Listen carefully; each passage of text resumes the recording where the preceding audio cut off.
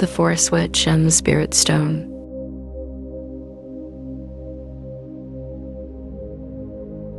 Once upon a time, deep within a forest so vast it had no name, where moonlight threaded through twisted branches and the scent of pine and moss hung thick in the air, lived a witch named Isolde. Her home was a humble stone cottage blanketed in moss and mushrooms, cradled at the roots of an ancient oak whose limbs touched the clouds. Unlike the witches of fearful legends who rode storms and brewed curses, Isolde lived in harmony with the land. She healed injured fawns, coaxed wilting plants back to life, and whispered blessings over rivers so they would run clean. Her power came not from dusty tomes or coven rites, but from listening to the forest, to the wind, to the world. And the forest, in turn, listened back. Her only companion was Bran, a fox with fur the color of embers and eyes that glowed like candlelight. Bran was no ordinary animal. He had appeared to Isolde when she was just a child, lost in the woods, and had never left. Though he rarely spoke, Isolde felt his presence like an extra heartbeat, a soul twin.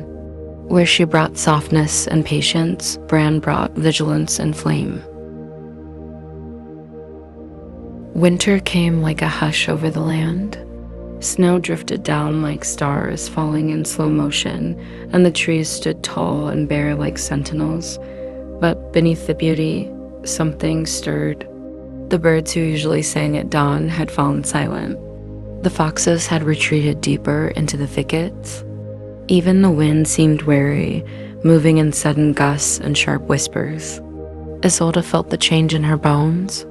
"Something's wrong," she said aloud one morning as she stood on her cottage's doorstep, breath fogging in the chill.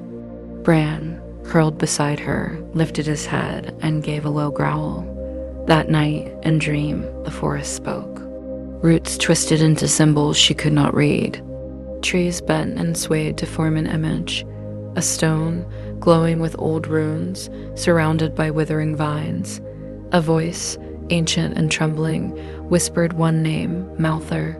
She awoke with her heart pounding. With Bran at her heels, Isolde left the paths she had known for decades. They passed familiar glades and streams, each one quieter than the last.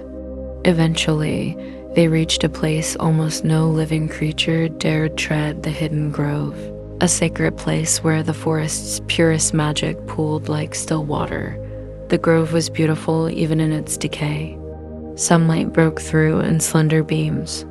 At the center stood a towering stone wrapped in spiraling roots and carved with runes older than any language Isolde had ever studied. But something was wrong.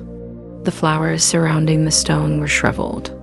The bark on the trees had turned black in places. A heavy, dark magic pulsed from the ground. Isolde knelt beside the stone, brushing her fingers across the runes.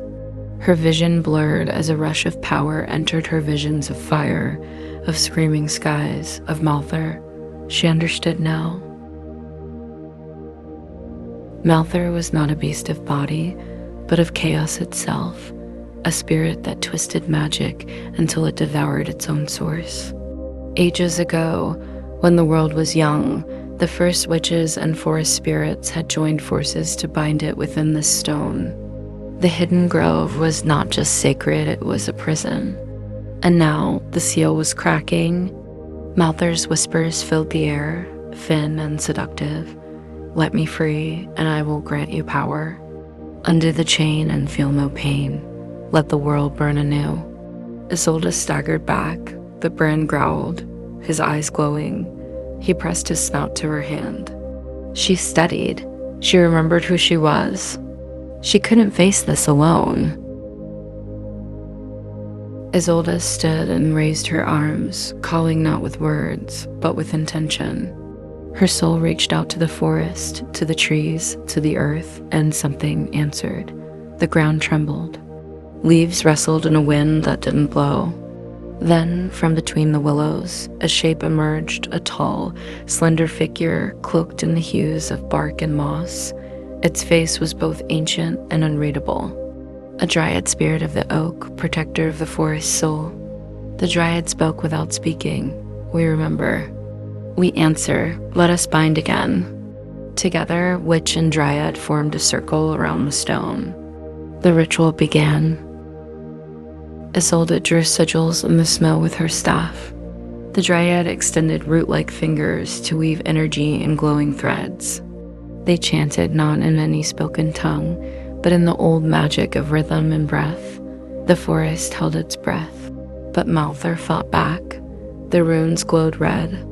Shadows burst from the cracks in the stone and lashed out. The wind howled. The trees bent as if in pain. Isolde faltered. Her knees buckled under the force of it. She cried out. Then Bran stepped forward.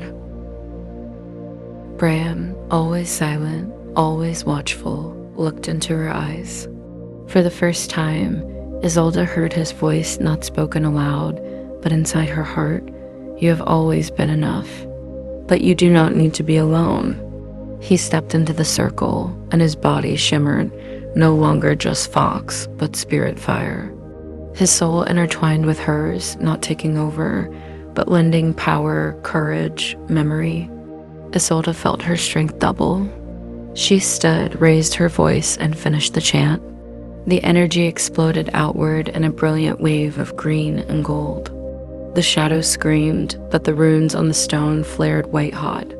With one final pulse of power, Malthor was sealed once more. The grove fell silent. Then the first sound, birdsong. A trill, uncertain but pure. Then another. Then the gentle rustle of trees returning to peace. The stone dimmed but stood strong. The withered vines began to bloom once more. Isolde collapsed to her knees, tears of gratitude and grief spilling freely. Bran curled beside her, smaller now, his body warm against the cold earth. They had won. In the days that followed, Isolde returned to her cottage, but she was never quite the same. Her hair held a streak of silver, and her eyes glowed faintly with green fire. The forest, now aware of her sacrifice, seemed more alive. Flowers bloomed at her footsteps. Animals approached without fear. She returned often to the hidden grove, not in fear, but in reverence. She left offerings, sprigs of thyme, bowls of honey, feathers and moss. She knew Malthor would always be bound, but the seal would need guardianship. She was no longer just a forest witch. She was a warden of balance. And so Isolde lived, walking the line between worlds. Her magic was not for glory or dominion, but for harmony. She spoke with rivers, danced with storms, and gave her heart to the land. And the land, in turn, whispered her name in the rustle of leaves, the babble of brooks, and the howl of foxes at dusk. For the forest never forgets those who protect it. True power lies not in domination, but in harmony. When we listen to the earth and honor its balance, even the darkest forces can be held at bay. The forest teaches us we are not above nature, we are part of it.